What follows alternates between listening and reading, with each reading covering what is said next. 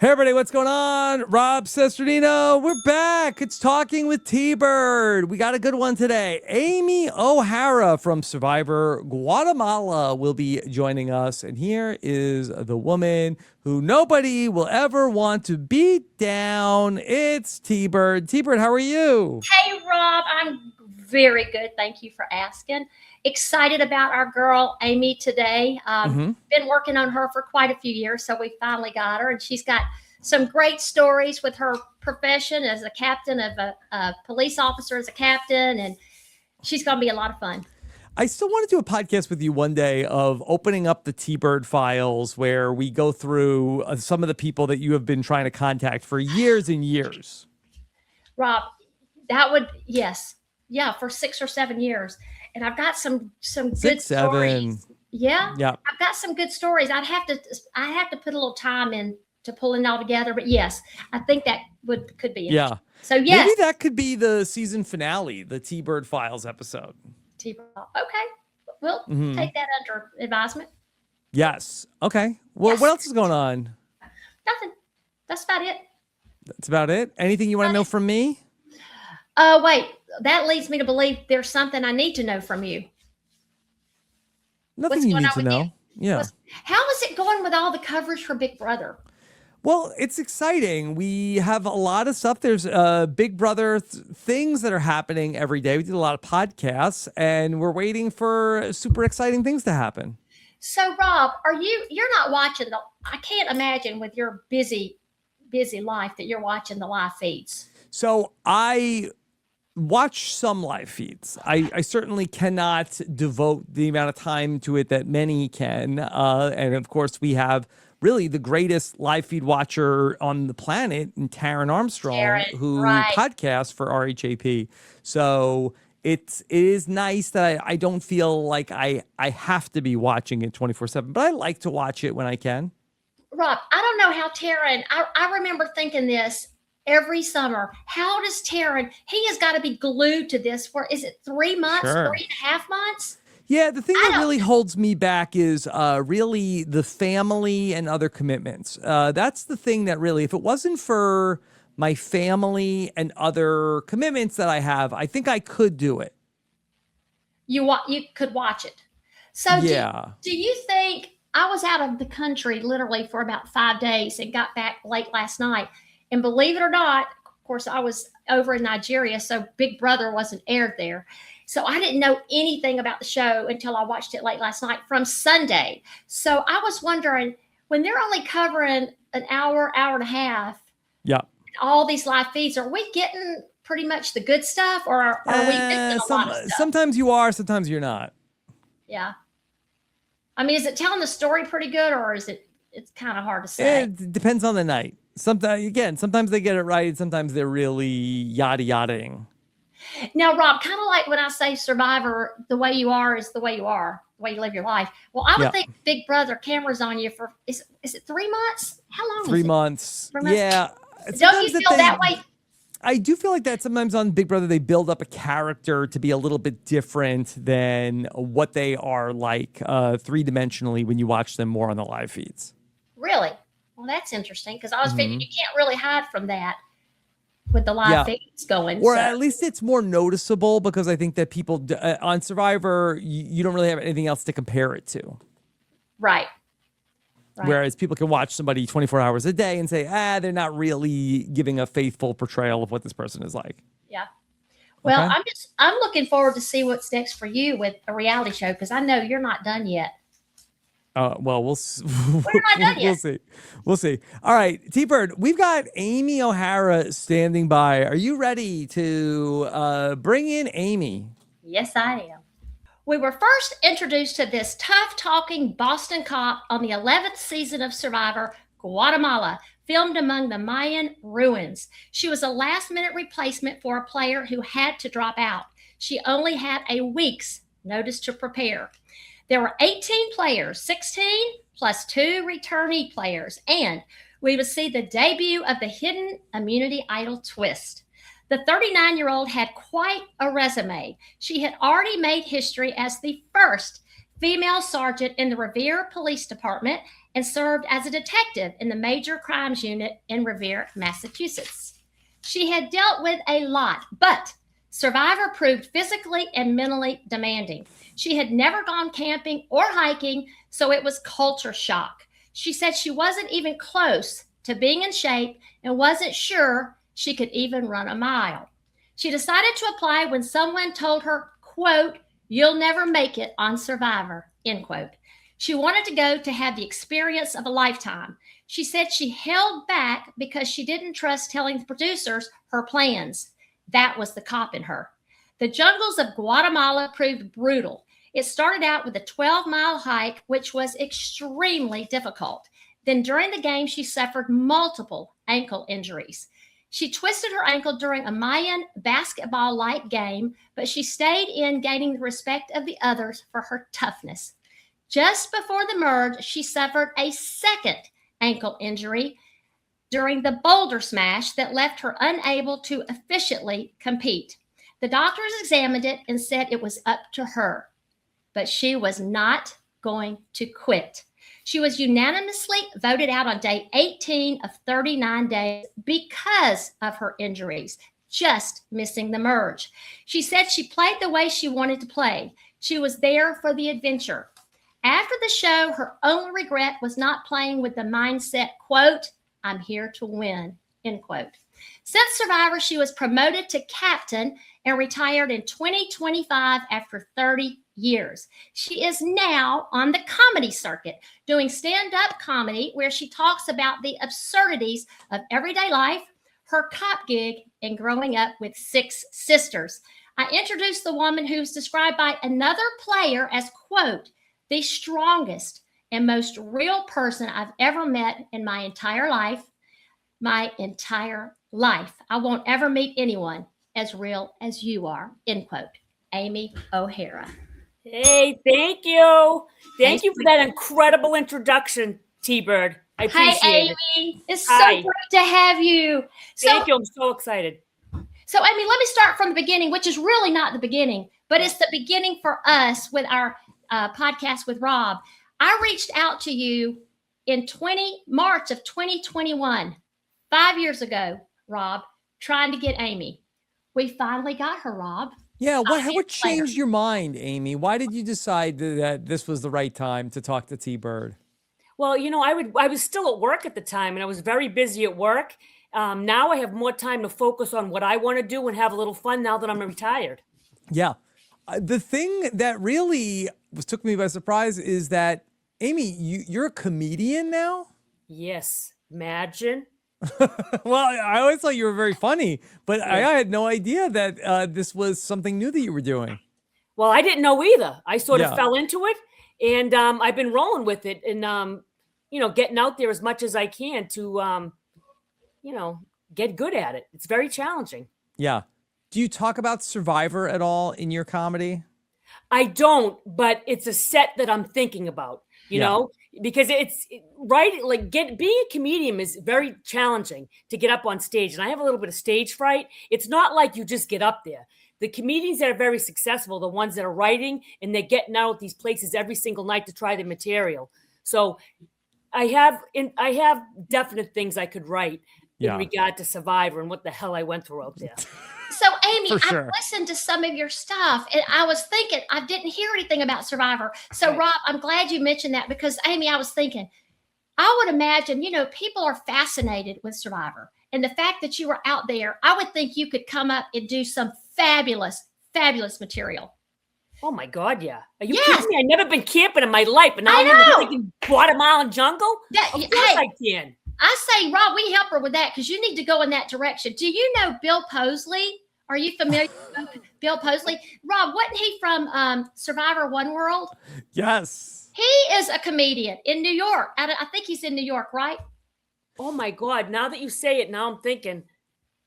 Have you met him? I don't know how much stand-up he does, but I feel like that he certainly does like character acting. Yeah. You know what? I've seen his name. Now that I'm thinking, I'm like, shit. He was on Survivor, but usually somebody who's on Survivor and they know I am, we reach out to each other. Yeah. He was on, I think it was season 24. Yes. So that was, okay. It was a while back. Now you know. Yeah. You got to connect there. So, Amy, tell us, I mentioned that you only had a week's notice. But before then, what made you, when you started going through the process, did you fly out to LA? Did they take you through like they did everybody else? And did you see anybody out there that you recognized from the show? Tell us about your experience out there. Yeah, well, I applied for the show and I made, the 50 people that make it your state. I made it to the next round. And what happened is my video, my application video was just me in a Red Sox hat, really laid back, down to earth. When I made the next round into Boston, I wore like I was going to a job interview. It was the total opposite of who I am. Like I wore pants and shoes. I hadn't worn shoes, I don't know, in like 15 years. So to them, I appeared a little bit different.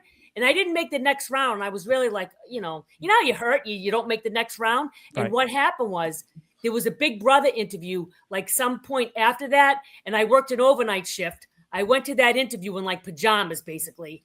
And I ended up making the finals out in LA to Big Brother. And I think it was the season where you had to bring another family member on or something like that. And I remember I had my cousin, we both had a Boston accent or something. So it didn't work out, but they remembered me. They're like, keep applying. The Big Brother, CBS, and obviously Survivor. So when there was a last minute situation that came up with Guatemala, I think I fit the right age bracket they were looking for, and they called me. Yeah.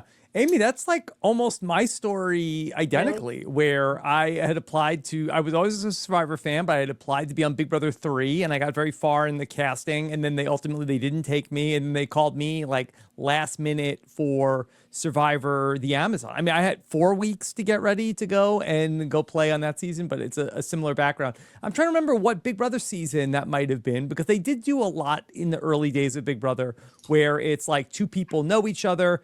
And I'm trying to remember around the time that when did your season air? Is that like 2006? 2005. Yeah, 2005 going into 6. Well, no, 2005 it was. Yeah, so maybe it might have been. Is that Big Brother 6? I think that maybe where they had everybody had a partner in that season.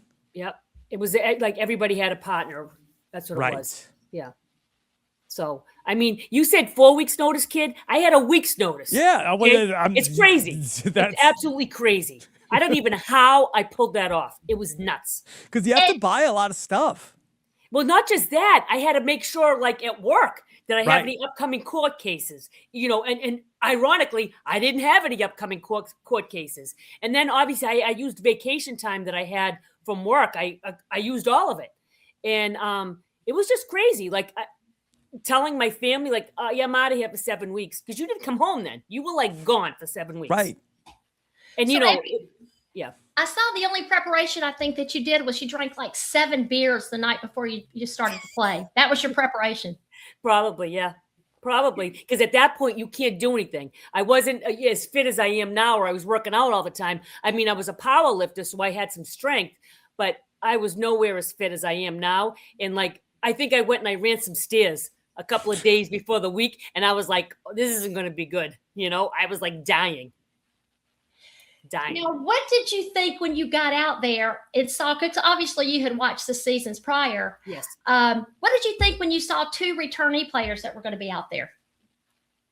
Well, I was a fan of Stephanie's, and I liked Bobby John too. And that's probably why I fit in that area when they were casting. But, Stephanie was one of my favorite players back then. So, I was excited that she was on my tribe. I should have been thinking a little more strategically, but I wasn't back then, But if I have this right, so you all must have gone and go film that season, like probably only a couple of weeks after you saw the finale of Survivor Pull Out, right? Right. So this is very much like, this is like the biggest, Survivor stars, that are out there right now. Right. And I was fans of both of them, So, we were excited to see them. I mean, I was at the time. So let me say this before I forget, Amy. The quote that I ended with on your intro was from Bobby John. You probably know that, but the listeners may not know. He spoke, of course, very highly of you. So What was the quote again, T-Bird? Well, hold on a minute. The quote was, "You'll never meet a nicer person, loyal person as Amy. I'll never meet another person like her." This is it. Quote, "She is the strongest and most real person I've ever met in my entire life. My entire life, I won't ever meet anyone as real as you are." That's a huge compliment, Amy. Yeah, he's a good kid. Yeah. He's a good kid. You know. So, Rob, we have something for us since we were just talking about Stephanie. Did you watch Stephanie on Winners at War? The first season she came back? So that I think T-Bird, I think you're talking about the Survivor 50 in the hands of the fans. Yes. I remember. Yes. Thank you, Rob. I meant Survivor. I mean, yeah, I watched some of it, and I mean, I know the ending of it, but the beginning parts that I watched it, you know, I was following her. You know, I was rooting for her. Yeah. Rob, we got something a little special. Okay. You might enjoy. Hey, Amy. It's Stephanie LaGrossa here. How are you? Oh, my God. Oh, let's see, Amy. Our days in Guatemala were phenomenal, actually. Oh. I really enjoyed my time with you in Guatemala because you made me laugh. Your accent from Boston was hilarious. And the fact that you were a cop and a fellow badass woman, I absolutely adored. I feel like we did not get enough time together. I feel like we needed to go much further together. I feel like we needed to align sooner. And I think, you know, things would have been much different. But unfortunately, it just went how it went. You made me freaking laugh, though. Like, not many people curse like my Italian family and me, and you were one of those people. And I freaking loved you for it because you were real and you were authentic and you were funny and you are a police officer. And I love police officers and I love you, and you're a badass and you're a woman. So thank you, Amy, for being freaking amazing. And I'm sorry that we weren't like this out there because I really did feel close to you oftentimes. So too bad we couldn't have gone to the end together. I probably wouldn't have won either way. So it would have been great. But I love you. I think you're amazing. We hadn't spoken in years, and then we spoke not too long ago. That's right. And it was really great catching up with you. Yeah. So I hope you're doing well. I hope you have fun on the podcast. And I hope this video makes you smile a little bit. Love you, girl. Bye. Yeah. Hey, That's Steph, don't beat yourself up so much. She didn't even vote you out. She wasn't even there, Amy. Easy, Rob. Easy gunpowder. Yeah. She was, that was very nice. That was a very nice video. Thank you very much. You know, I mean, I did get along with Stephanie. You know, the biggest thing about my season that I look back that I still say I need a vodka when I watch it is that obviously I was voted out because they thought I physically couldn't do the team challenges. And then I get voted out and the team merges and it's all about individual immunity, which I wouldn't have been a threat. So every time I think about that, I'm like, you know what? Let me grab myself a Tito's and soda. Okay, because like that, I mean, can you imagine like it was lousy, and it would have been great because then it would have been like 5-on-5 or would have been even. But you know, you can't look back. But sometimes I'm like, you know. And Amy, I think you would have really gone really deeper into the game because everybody loved you, which I didn't realize that till I started, you know, pulling this together. Yeah. Everybody speaks so highly of you. So you would have gone very far. And actually, I think you were considered for Heroes versus Villains. You were contacted. Yeah, I mean, I got a call, like a lot of people got a call. But I got a call for Heroes versus Villains, you know, a couple of calls. And then, you know, it just, you know, they just like discard you. And I'm like, whatever, you know, I mean, that they need people in line in case something happens. But that's as far as it went. Yeah. Well, still, that's pretty impressive. Yeah, I think that, nice. Yeah. Did Candace's, I think I read that maybe Candace was replaced with your character. Yeah, I think Candace was in there, but I don't know if she was getting married at the time or they were trying to figure it out. I mean, I'm just making an assumption, like that's what I try to figure out. So, you know, I don't know ultimately what their decisions or how they made them. I just know that I got a call for it, you know? Yeah. which, that sucks too, because you're like, oh my God, can you get another chance to do this? I mean, you guys obviously know it. You know the game. You've been around. Teresa, right? So. Yeah, you know what? I actually read too that you loved Africa. So I got to do a little plug for Africa. My favorite season. Hold on. Wow. Yeah, bing, bing, bing, bing. Yeah, okay. I wish I had a bell. I wish I could ring it for you. I wish you had a bell too. Yeah. I mean, come on. Africa, that season was insane. Just the location alone. Oh my God. I loved it. Well, one of the things that's iconic about Survivor Guatemala is that it begins with this 11-mile hike that you all had to go on. No other season ever attempts to do anything else like that. Can you talk a little bit about what that was like? Oh, hell yeah. Okay. First of all, when Jeff came out and says, this will be the toughest challenge, I'm looking around because everybody in my season was ultimately jacked. They had time to work out. And here I am in the miracle bathing suit that sucks you in 20 pounds. I was like, you see me, I'm going like this because I'm going shit. Right. And so now I'm like, here we go. We actually went 20 miles. I learned after because, I think I got them lost, but I sort of hid that. I kept saying to Gary, take the compass. But it was brutal. And they did not show that whole challenge. Like we had a rope bridge.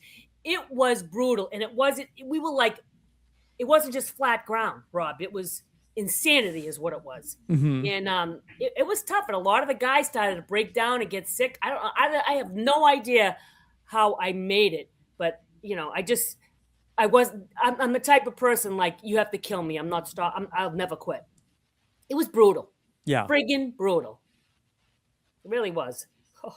Yeah, I just remember that scene. Like after it's over, there was like Margaret's going around, and like all these guys like Bobby John and Brandon, they're all like passed out on the ground, and it's like, okay, this was real.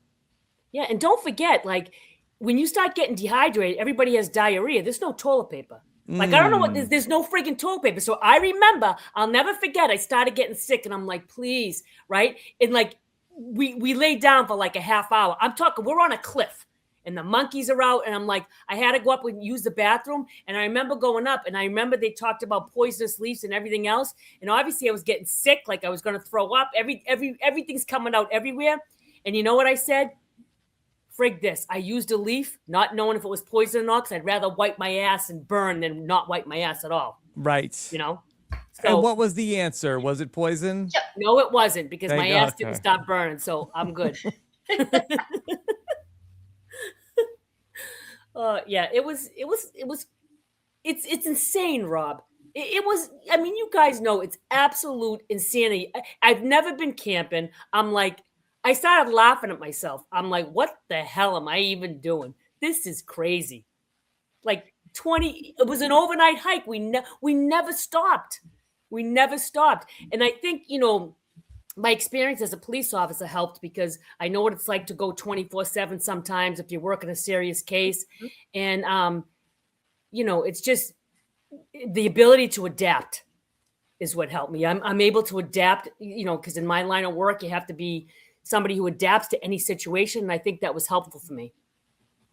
And Amy, on that second challenge, the boulder smash, when that took your ankle out the second time, I was looking at that. That's the same challenge we did in Africa, right? Yes, the same one.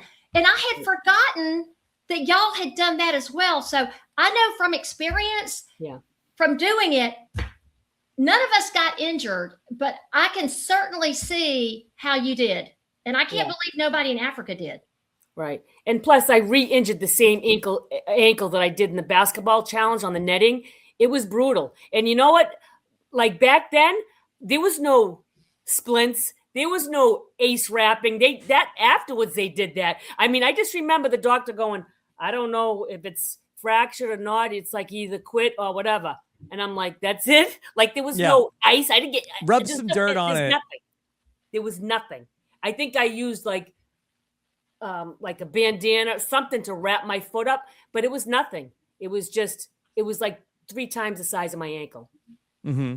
Yeah. So I just went, was really an era in Survivor history where I feel like that they really were experimenting with how intense can we make the challenges, where we're really going to lean into like the physicality of, you start to see a lot more challenges that are like, hey, today's challenge is wrestling. Today's challenge is fighting and pushing and grabbing stuff out of somebody else's hands.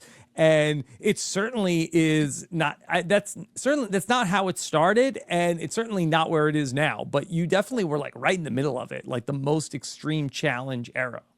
Yeah, I mean, you guys know it was physically demanding, you know, and physical challenge were a big part of it. I mean, now it's a little bit different, but there's always a strategy in what anybody does, right? You know, even if you get through, there's a strategy in you getting through. But those challenges were absolutely brutal. Like, I can't even, like, who comes up with it? Well, John comes up with them, but incredible, difficult challenges.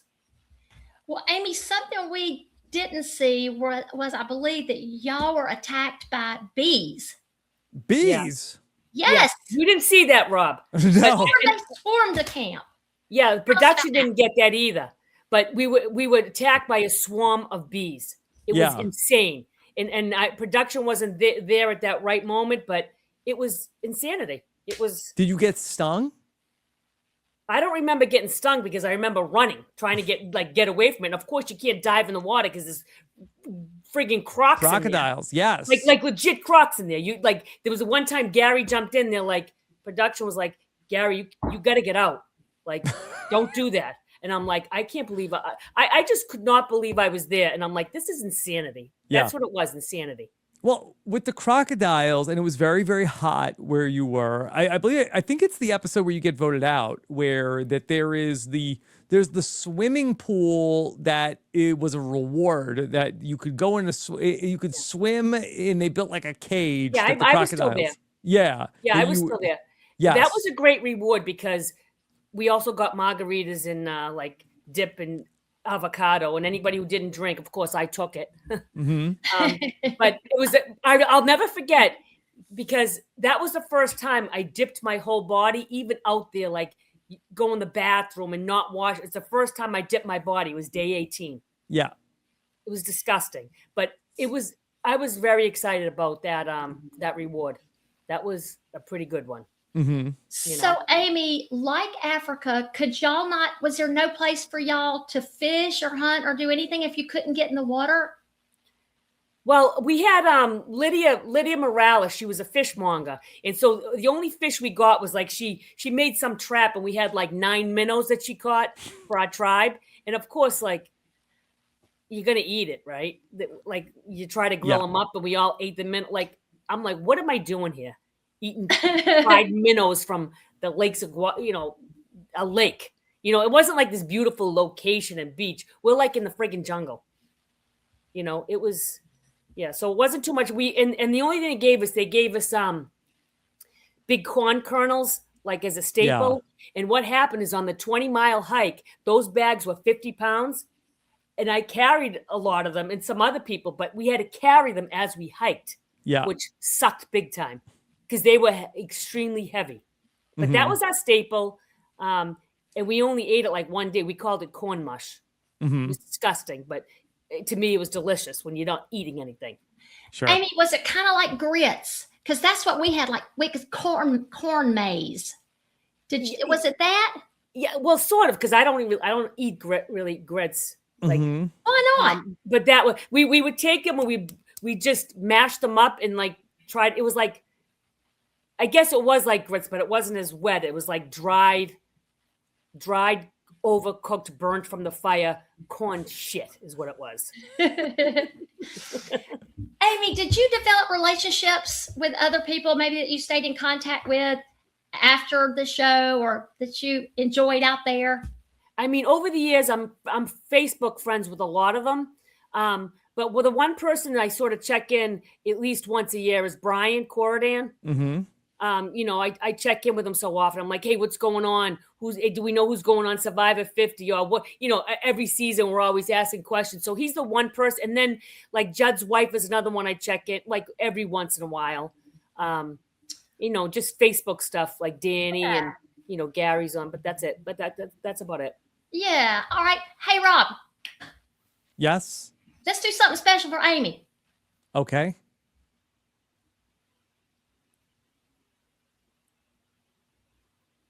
I see something for Amy. Can't hear it though. So take 2 on that. I didn't have my glasses on. Was that Judd? Hold on. Get ready to be surprised again. Yeah, what? Go ahead. What? Hey, Andy, what's up, buddy? Oh my God. I just was just thinking about all the great times and memories we had in Guatemala. One of my favorite memories was me and you having a little picnic on the ruins, and you had asked Gary if you were a professional football player. He had told you he was a landscaper.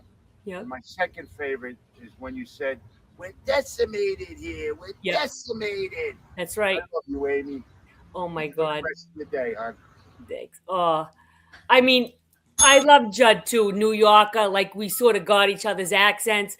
Obviously we were on separate tribes, but I did that was an incredible reward, is being on top of that pyramid and eating and drinking. And then I remember we were talking about Gary in the football, him in football. And I probably, looking back now, that would have been a great opportunity to exploit that a little bit more, but I didn't do that. And then obviously when he's talking about decimated, when they switched the tribes up, my entire tribe was gone. And I'm like, we're freaking decimated here. Like the whole entire tribe was my tribe now. And I'm like, we're decimated, that was just, but Judd's, I've actually, when I took a cruise out of New York several years ago, and I met Judd and his wife. Mm-hmm.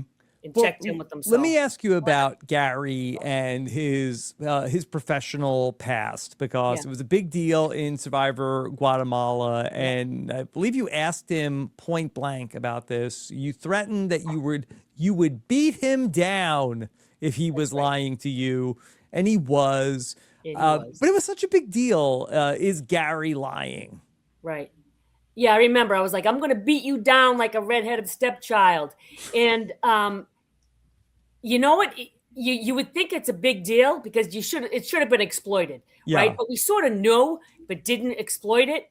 And so that's the thing I look back on, because you could tell just when you watch the season, when Danny says, you played football, he answers a question with a question, which is a clear sign of deception. I look at it and I didn't, like, we sort of knew, but we didn't exploit it and use it to our advantage, So. So are you pretty good? I mean, because of your background as a police officer, as a cop, were you pretty good recognizing who was telling you the truth or who was lying? Like you just said, you should have realized when he deflected, that there was something there. But what mattered? Did it make any difference in the game that he, didn't let you know that? Well, you know what? We sort of knew, but we didn't exploit it. You're supposed to exploit those things. That's what you're supposed to do, is use it to your advantage. I mean, we were sort of aligned, but I could have turned that and used it to my advantage, and I didn't. But I do have a lot of training experience when somebody is not being honest. There's key things to look for and watch, and with body language. So, but for some reason, it's just, we didn't exploit it. What's the biggest thing that you look for? As far as when somebody's lying? Yeah. Body language, eye movement, answering a question with a question, like just ask them outright. And they'll either say, it'll ask you a question back. They'll usually ask you a question back. Mm-hmm. Sometimes if somebody doesn't ask a question back and they give you the answer you want, but it's a long stare. These are not just one, but along with body language and their answers together, you can start saying those are deceptive. And these are well-known things that people do when they're deceptive, Did you think letting them know you were a police officer, a cop, would help you, or were you unsure if you should let them know that? No, I didn't mind telling them that, because there's one thing as a police officer, I have the ability to get along with everybody. I was a lieutenant. Well, I was a sergeant on the shift, but I had people that were 20 years younger working for me. And I have to deal with all different, a diverse community. So I had the ability really to work with people, and nobody really pissed me off or was like a jerk. Like Brian sort of aggravated me, but you don't let your emotion, you have to regulate your emotions if somebody's pissing you off, right? And use it to your advantage. That would be key. So do you keep up with Gary at all?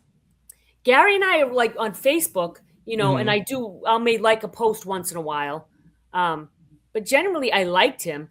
But he was full of shit. Yeah.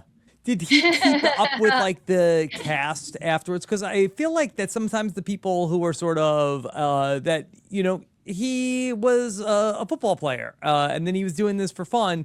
They don't always like keep in contact with the rest of the cast. Yeah, I think we stayed in touch for a little bit, and like I said, we're friends on Facebook. But we might have messaged like a couple of times over 20 years, but that's basically it. Mm-hmm. I'm sure if I messaged him, he'd probably answer. Yeah. You just share a special bond that nobody can understand. Only we understand. We can talk about it forever, but it really is different actually living it and being there. It's a once in a lifetime experience. And I went in too with basic strategy. Like it was basic strategy. I didn't, if I ever went back, strategy would be a little bit different, How so? Well, you have to think a step ahead. It's almost like investigating crime. You have to think, if the person doesn't do this, what are you going to do? You have to think ahead of it. And you have to obviously align with people. And then it's good to know when somebody's being deceptive.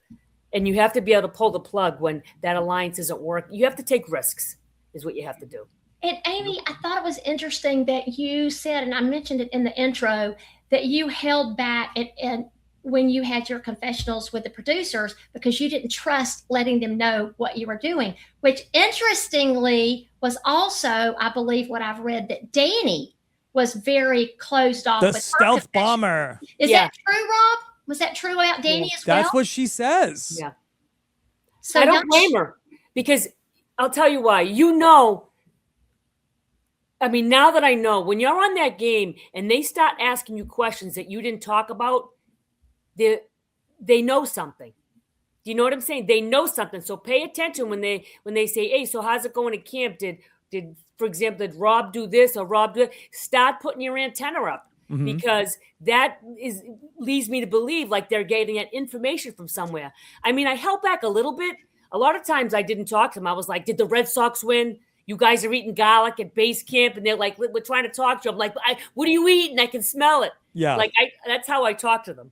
And they're like, "We can't talk to you like that." I'm like, "I can smell garlic. I know you're eating."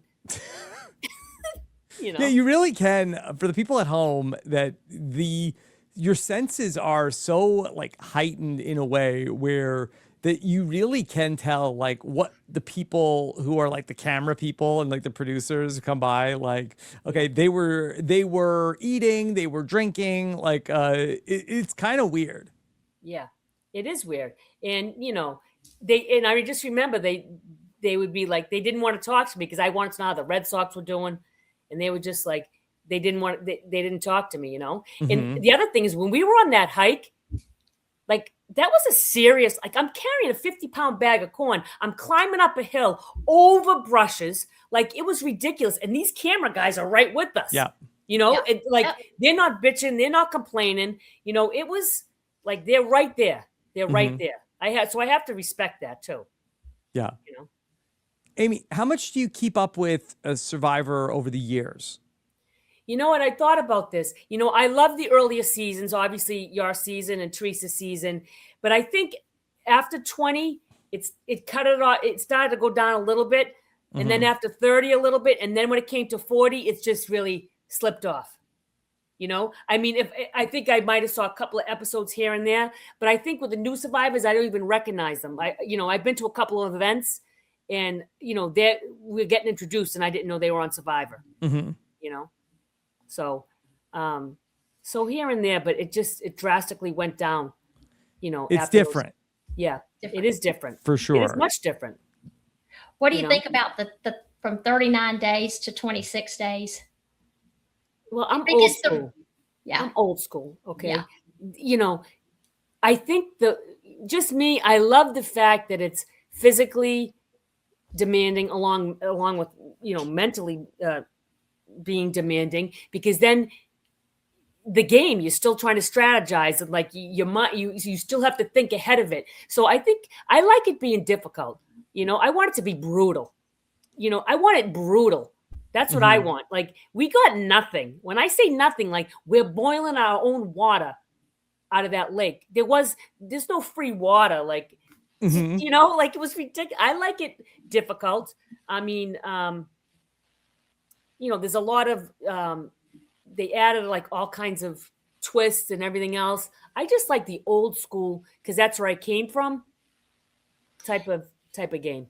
Well, Amy, so the birth of the immunity idol was in your season. And I don't know, Rob will know this because he knows like everything. Yes. Did that affect? Who did that affect in the game, or did it make a difference in the game? Well, I think Gary was able to go another week because he found the idol. But something like that's pretty cool. I mean, I would have loved to. Because this is what I do for a living. We execute search warrants and try to find little items. So I know how the brain. I would have absolutely loved that to be part of an individual game. But I think Gary got him another week because he was a threat, But eventually he was voted out.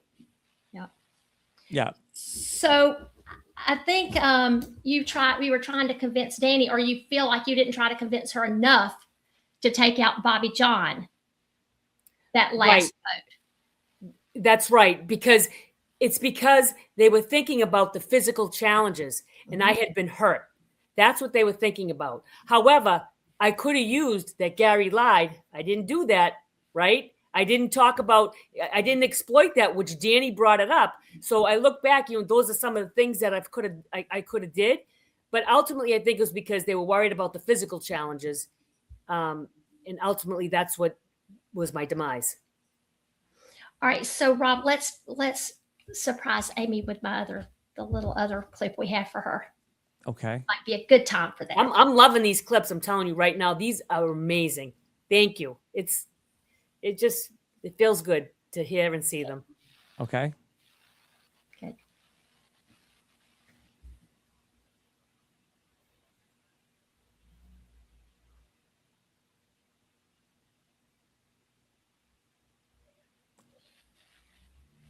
Okay, and there was the clip. All right, so. Hey guys. All right, so you have my girl Amy on today. I absolutely love Amy. We did not start the game together, but we ended up on the same tribe. And let me tell you, we worked together as long as we could. But of course, I was very loyal to the people I'd started the game with. But Amy's the funniest person that I've ever met in my life. She was pure entertainment out there in the Guatemalan jungle. Okay, there was never a boring moment, a boring day with Amy around. And she's a total city girl. And here she is out in the jungle. And she hated those bugs. Anytime they'd fly around her, or heaven forbid, land on her, she would cuss them out. And I mean, I heard cuss words I've never heard in my life before. And sometimes we just tell her that bugs landed on her just to see her reaction. Sorry, Amy, I don't know if you know that, but we did. And, Thanks. But my favorite memory of her is when we had to compete in a challenge together, and the two of us had to go up against Cindy and Stephanie, who are so strong. And we had to push this massive, big, heavy ball against the two of them. And every time we faced them, we won our round. And I'd like to take some credit for it, but it wasn't because of my lanky self. It was because of the brute strength that Amy has and the mental toughness, because she had just sprained her ankle and it was massive. She could hardly walk. But when push comes to shove and it was time to go, man, she was locked in and she won that challenge for us. I encouraged her each round and I tried to guide that ball, but it was Amy's strength against the two of them that won those rounds for us. So she was a total badass, so funny, the nicest person you'll ever meet. And I love you, Amy. Listen, girl, I would love to see you back on our screens again. Survivor, it'd be great, but I think you could win Big Brother. Not sure if you're a fan of it or not, but listen, Big Brother, you need Amy. She's the complete player and completely entertaining. Love you, miss you. Have a great show, guys. Bye. Thank you, Danny Bowright. Wow. I'm getting like emotional hearing from them, because this is such a huge experience in your lifetime. And no one can understand. Stephanie, Danny, and Judd, like it makes me emotional, because we shared things that nobody can understand. And I genuinely liked everybody that I played with, and it's just, it's fantastic to hear from them. It really is. Thank you so much. Yeah. What do you think about Danny pitching you to the producers of Big Brother? Well, I know I'm entertaining. That's for sure. You know, and I guess everybody says that I was funny. So I guess, see how I'm into comedy now? I never thought that I'd be doing this, but I've always used a sense of humor in difficult times. You got to make fun of it, right? You have to embrace the suck, not fight the suck. So I was always embracing it. Big Brother, that's I thought about it back in the day. I haven't thought about it recently, but I'm up for it. You know what? I'm retired, Rob. There's up for 2 survivors on it right now. I'm up for a new reality show, even if it's like Traders. That would be fun. It'd be But good. I'm up for it because you know what? I have some time in my hand now. I'm retired, so I'm up for a big challenge. Amy, are you watching Big Brother? Have you watched it? Are you watching I haven't watched it in a long time, but back in the day I watched it. I mean, I don't know how the format has it changed much, the format on that? I mean, it's crazy. Big Brother was crazy. Changed, sure. Yeah, it's crazy. Again, it's all about.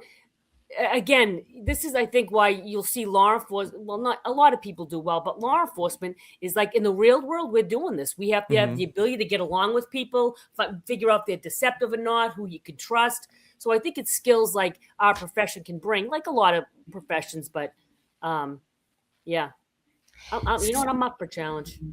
So, Amy, I don't know that Rob knows this, but you do like different reality shows. Rob, in 2012.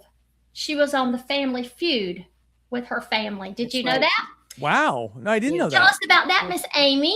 Yes, we played against the NBA player, Chris Paul. Okay. And, obviously I had been on Survivor, and I said, I always love Family Feud. So I grabbed my sisters and my cousin. I'm like, we're going to go and audition. And I go, just do what I tell you, because I knew. So there was a big audition line. I go, just follow me. We walked to the front line. I go, listen, your O'Hara family's here, and we want to audition. Like, I just took over. And we had an audition, and they were like, because we're a little nuts, they were like, ding, ding. We went right forward. And, we ended up playing against Chris Paul. And a fun fact is that we were out all night. And I remember getting home and putting my head in the hotel in the pillow, and the alarm went off to go friggin'. We were all hungover. Yeah, so you lost. No, we beat them. We beat them. We went to the bonus round. I went second. My sisters say I messed it up. I might have. Okay. What question did you mess up? They asked, how many nights a week can you party? I think I said 5. And they said, what is something that you don't want people to watch you? And I said sex. And then the other thing was, and that was bad? Those weren't good answers? No, I don't know. People said, well, I don't know if I said, yes, I forget something about sex, but that got 0. But the one thing is like something about a family gathering. And my sister said wedding, and I said christening, which, is different, right. And I didn't get anything for that. Yeah. But, I forget the questions, but my sisters still to this day, they're like, you screwed that up. And I'm like, no, I didn't. You go second, know? And then we played again and we lost. But we had so much fun. We stole a sign out of a bed. There was some bar we were at. There was this beautiful sign, metal sign. And like, it was this big. And we coordinated, we ripped it off the wall. It's hanging in my house, my sister's house in New Hampshire. We had to have it. It was ridiculous. What does the sign say? It was something about Killigan Red, but it's something that meant something to the family. I don't know. Yeah. But there was a whole coordinated thing. Like I had my foot in the wall like this, ripping it out of the thing. And then we were able to fold it and we put it in the back of like one of the skinny sisters. And then my other sister like was flirting with the bi guy, like distracting him. Right. And then we get in the Uber and we were like, go, they're coming for us. It was sick. Yeah. Let me just say that's a story, just in case. We asked Amy, can you make up a fake story and tell it on the podcast beforehand? We usually do that. We don't use it, but when we do, it's always a big hit. Yeah. Right. So, Amy, between Jeff Probst and Steve Harvey, who would you invite for Thanksgiving dinner? Or a christening. I mean, Steve Harvey's fun. Jeff's intense, right?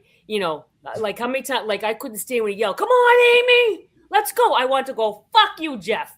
You know when you're in a challenge. People like that. But he's he's you know what else he would do? What? At the tribal, you know how he just made statements that he would look at you, right? I would go like this, Jeff. You didn't like. I've been on the stand. I'm like, you didn't ask me a question, Jeff. Oh, okay. He's intense, but I think I'd take Steve Harvey because he's fun. But Jeff is, who wouldn't want to have like dinner with Jeff Probst? Sure. Give me a one-word adjective for Jeff Probst. What did I tell you? Intense? Yeah. Did I tell you intense already, or are you asking for one? Yeah, that's good. That's a good word for him. Well, listen, the guy's been in the business this long. He's got to be doing something right. Just go back to old school, Jeff. We'll be all right. Hey, Amy, who do you think would be a good replacement for Jeff if he ever decides to retire? What about Steve Rob? Harvey. What about Rob? That's what I think. Yeah. That's what I think. I don't think they're going to go in that direction. But That's what I think. imagine Steve Harvey, though. No. No. I think Steve Harvey is in his lane, Rob. He's in the Family Feud lane. Yeah. I think you need to understand that game to be in Jeff Probst's shoes. Yeah. I'll put you right up there. Yeah. Yeah. Hey, Amy, what do you think is harder, stand-up comedy or zip lining?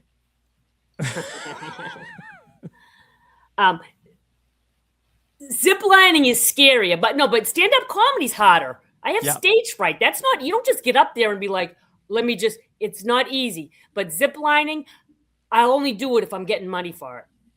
Like, I'm not doing it for the hell of it. Have you done it since? Have you done it since? No. And I don't want to do it since, okay? Unless you want to pay me. Challenge me. I need a challenge and I'll do it. Like, if we're together and like, if you don't do this, we lose.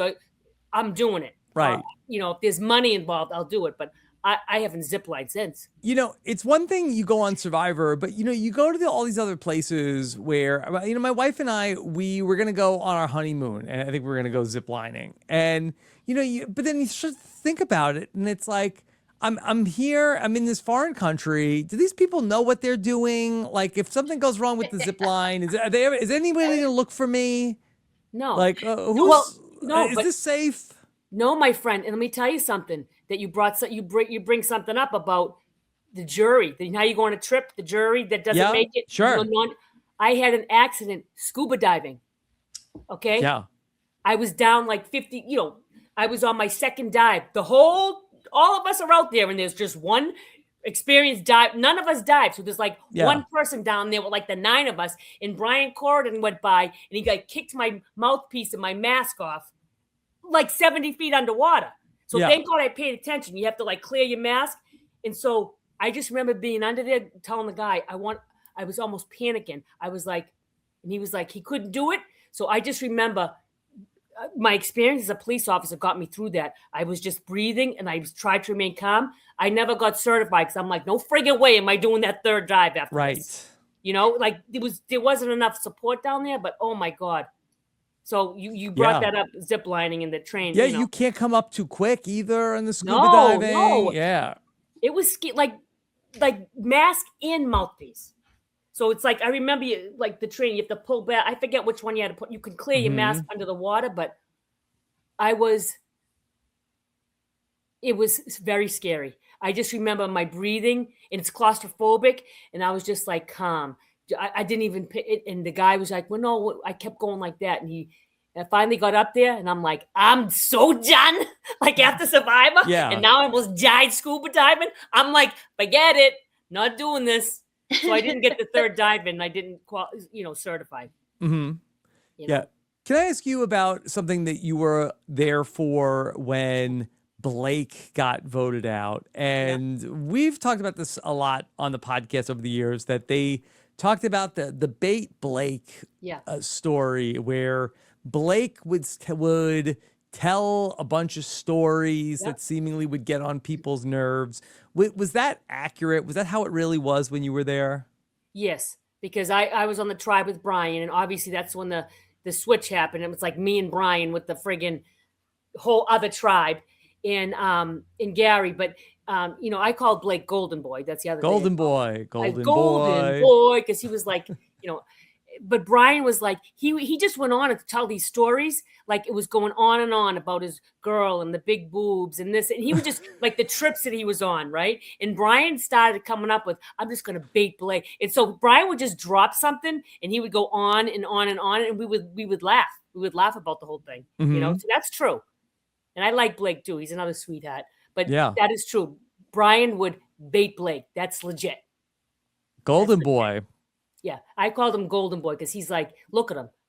This beautiful man, blondish hair, simple. And I'm like, Golden Boy. It's like, oh, the heavens open up for the guy. Golden man now. He's 45 years old, Blake. He still looks great. In his way, he's, you know, they have a daughter, I think, and his wife, I met her.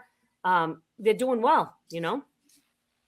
Nice. Yeah, he's a good I like to just the thing is I liked, you know, there wasn't anybody like Brian and I had some issues, like I wasn't sure if I liked it, but I generally liked everybody. Now I don't know how that would have changed if I didn't like anybody. You know, I'd be talking serious trash. Like I'd have to like watch my mouth if they were like rude. So I think production probably got lucky on that one. So the confessionals would have been gold. Well, brutal, but gold. Brutal but gold. Exactly. Brutal but gold. So, Amy, you have a child. Yes. 19-year-old son. And did he follow in your footsteps? No, my son went to trade school. Graduated last year. He's a carpenter. Oh, a carpenter. Yeah, Okay. Yeah. Never got, I mean, he's only 19. I mean, I'm a 4th generation police officer. I don't know if he'll ever, you know, on the other side of the family is firefighters.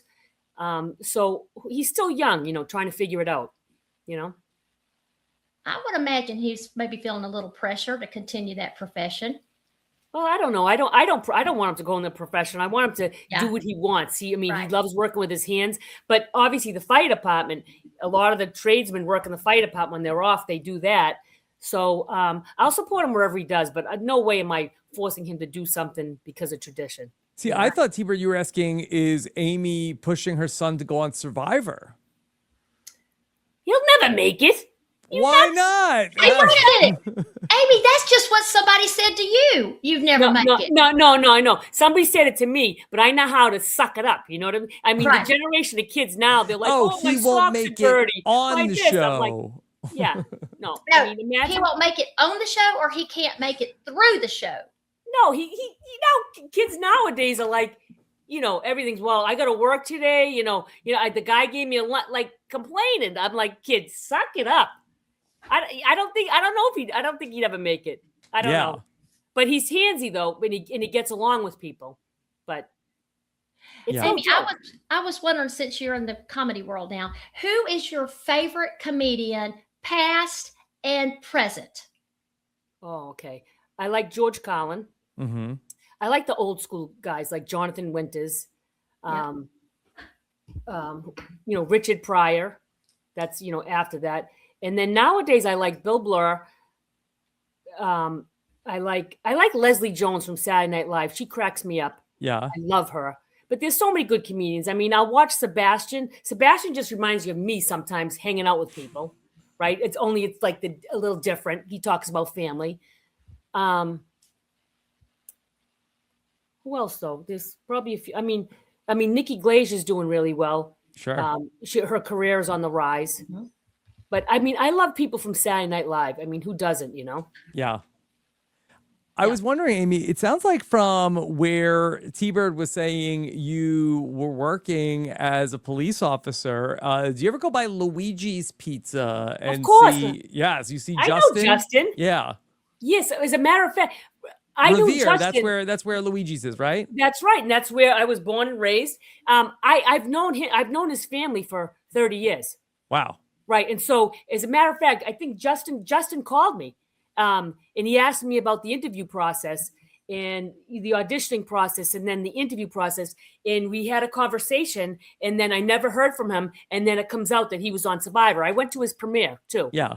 Yeah. I went to his premiere. He's from a great, great family. He's a good kid. Yeah. Yeah. Real good. And I've been to a couple of Survivor events there. Yeah. Yeah. Great kid. Yeah, he's a nice guy. Oh, he's a sweetheart. Yeah. And great pizza at Luigi's too. The best. And he got screwed with a little bit of that twist. Yeah. That sucked. Got a Right? raw Don't you deal. hate those twists? That sucks. Yeah, it's tough. I know. Yeah. I know. Do you watch any other reality shows, Amy? The last stuff I started watching was Traders. Okay. I enjoyed, somebody said you should watch it, and I started watching a few seasons, and I like it. I just don't know how realistic it is, but it's in Scotland, Mm-hmm. and Scotland was in Boston here for the World Cup, the Satin Army. Oh yeah. And so I would love to get there. I'd like to experience that. I just, So, Amy, what do you mean? Because we got Rob here. What do you mean you're not sure how realistic it is? And ask Rob because Rob knows. Yeah, I mean, so you mentioned, I wouldn't say too much to the producers again, because they could start using your information. They get it out somehow. I'm afraid they leak it out. But is it real? Like, is it that it's like alliances? Are you there all the time? So you're not really supposed to say, but no, you don't stay at the castle. That's a big thing. Okay. But in terms of like what you're gonna say to the producers or not, you have to like bring all the stuff up at the round table. So I guess you could sort of keep stuff and not say it to them, but I think that they want there to be a lot of drama at the round table.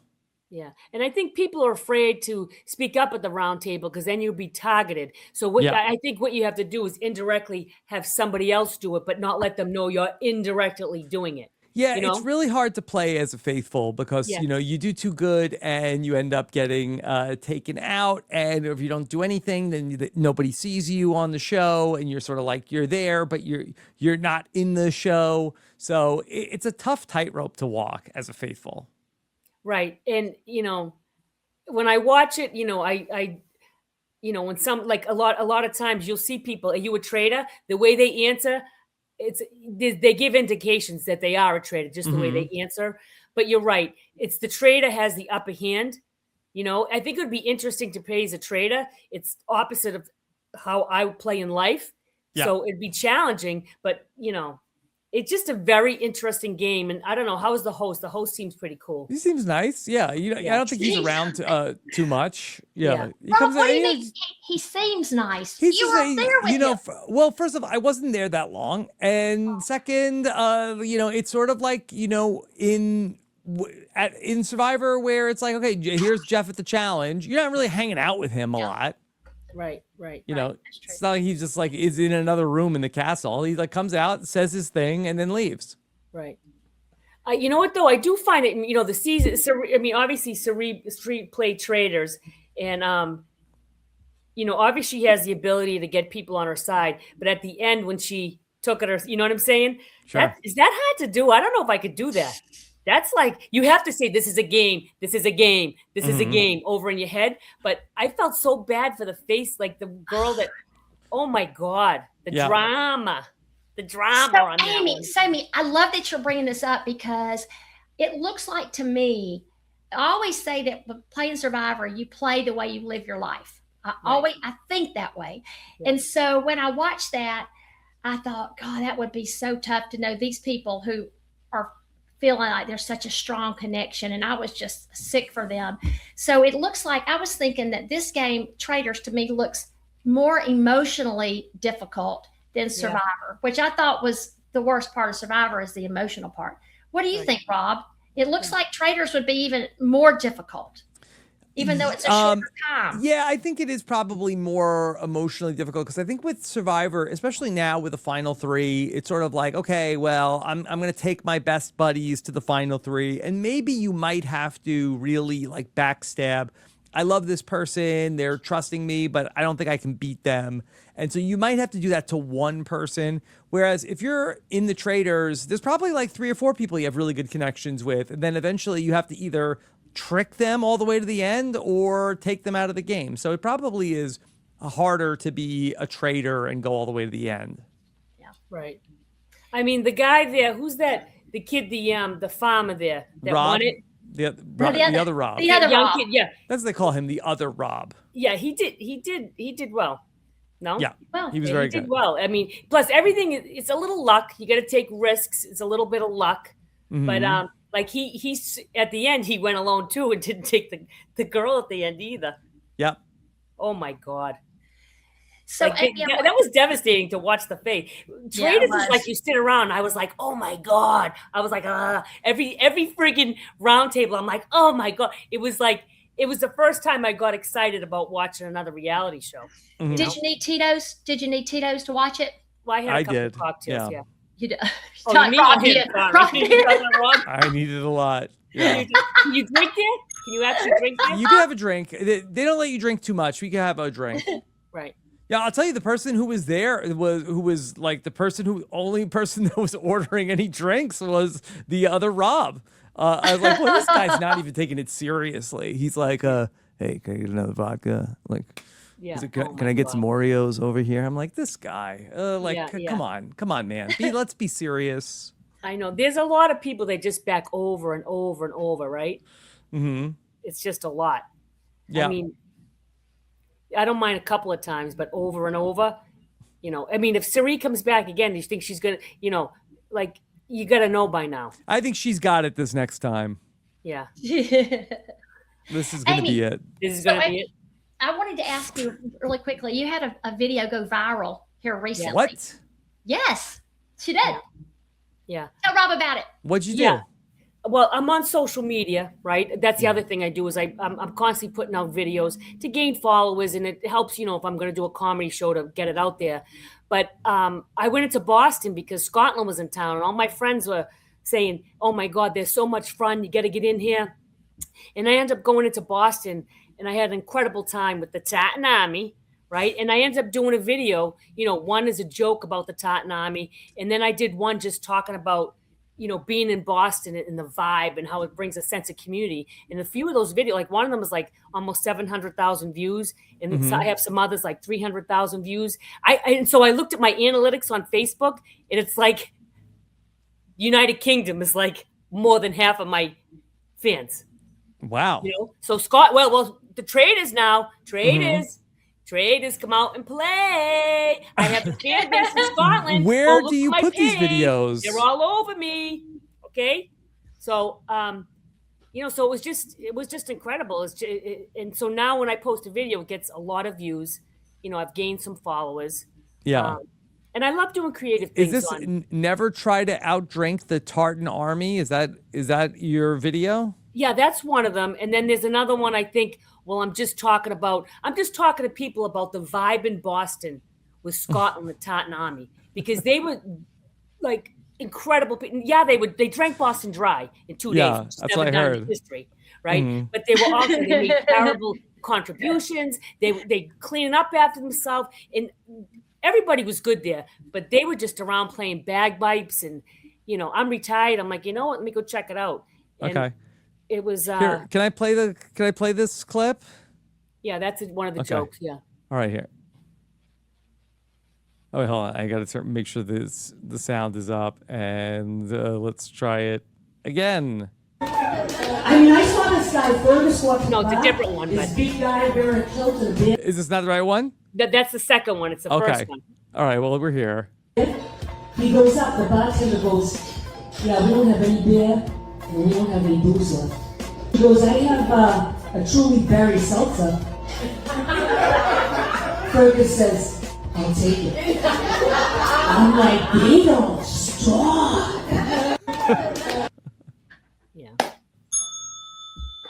So Yeah, Amy, think of it this way: your career is taking off here, right? However, if things slow down, you can always head to Scotland. Oh, absolutely. I'm going to Scotland regardless. Let me tell you, even God, whatever. I'm going. I need to get there. You got to have some shows there in Scotland. Oh yeah, definitely. I mean, they understand they speak really fast, and they understand me. But I think I have some good jokes for Scotland, and plus, I have some friends there now. Nice. Yeah. The Tartan Army. The Tartan Army. Not the Tartan. It's the Tartan Army. Tartan Army. That's their fan base. The Tartan Army. Amy, thank you so much for finally agreeing to do this. It has been thank you. so much fun. Tell all your listeners where they can see you do your stand-up and where to follow you. Yep. Well, I'm Amy O'Hara on Facebook. I'm Amy O'Hara Laughs on Instagram and TikTok. And, I'm doing a comedy competition at the Fox and Hound in Quincy on August 9th.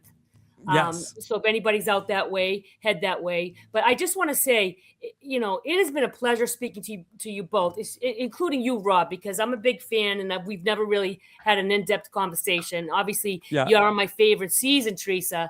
And you brought I'm a big fan of you too, Amy. 3 survivors you brought back, though. I got emotional. Thank you so much. That meant so much to me. It really did. Yeah. Thank you. You're very thank you, Amy. That was special. And so, Amy, I know one of your goals is to be on your own Netflix show, and I know that's going to happen for you. Oh, I believe in synchronicity. Absolutely. Live your passion and shit happens. That's how Rob, there's a quote Rob, there. There's a live quote your there. passion and have joy and be happy, and shit falls in place. I'm telling you. There it is, right there. All right. Amy, thank you so much, and take care, okay? All right, take care. All right. Bye-bye. Bye.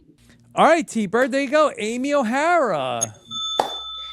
Amy. That was fun. Yeah, that was so much fun. And, Rob, I'm hoping now, just watching her talk to us about Survivor, and she got animated and excited. And I really hope that she'll add it to her. I'm not her agent or anything, but I really hope she'll add it to her stand-up routine, because she hasn't done it that I've heard. She's not done anything Survivor. And I think people are so fascinated with Survivor. It would be a huge, she could go on and on. She's too busy with the Tatton Army. She's funny. She's good. Yeah. Her timing's good. So, yeah. T-Bird, what about you? Would you ever do stand-up comedy? I don't think that would. No, I wouldn't be good at stand-up comedy, because if I think I've said something funny, then I'll say it again, and then I'll be laughing harder. That's than what anybody stand-up comedy is. You're not supposed to be say it laughing again the next night. Yeah, you're not supposed to be laughing at your own stuff, that probably would. What about you? I could see you doing it, Rob. After I did Survivor the Amazon, I tried to do it.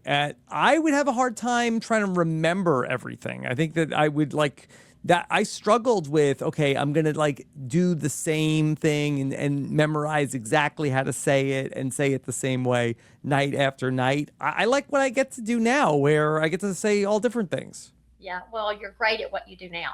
But don't you think, if you're a comedian, I know they repeat a lot of their stuff, but don't you think kind of ad-libbing and just kind of off the cuff? Sure, they ad-lib. And as you do it, I guess the longer you do it, you get you get like that. So yeah. It's a lot of hard work. Yeah.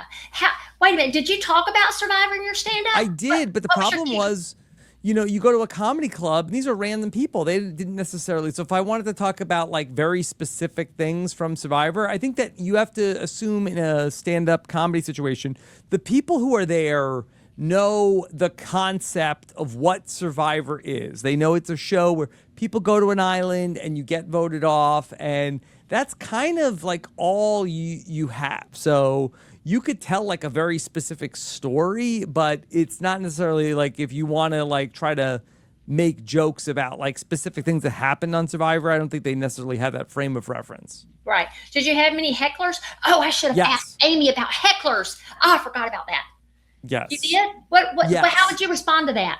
Not well. It would really throw me off. Maybe I would be better at it now, but I struggled in one time that your friend and mine, Ethan Zahn, had me go to Hofstra University, and they had a few different Survivor things, and they had a stand-up comedian, and they asked me to do an opener for the comedian that they had.